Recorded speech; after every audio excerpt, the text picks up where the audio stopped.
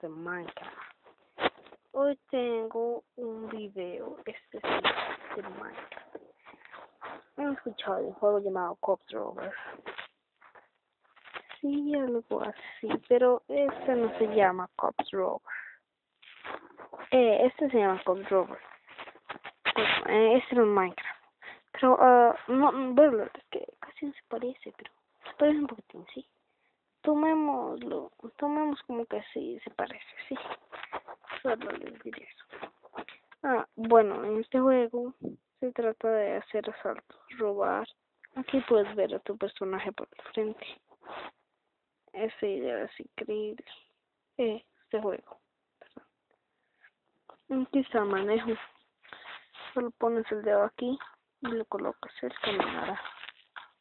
Puedes disparar y tirar bombas tóxicas y botellas como llena, pero yo gasté todas mis botellas y bombas tóxicas.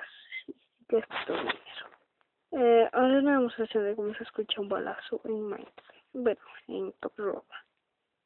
O sea, puedo disparar tres que es mi misma. Miren. Sí, y puedo andar en carro.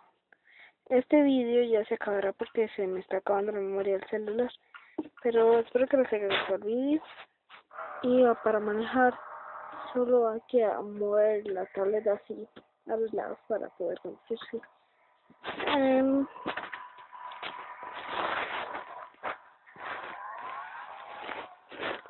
Espero que les guste el vídeo. Pongan like y suscríbanse para ver más videos, ¿sí? Será muy bueno, sí, es que todavía estoy con algo de ahí. Luego pongan likes.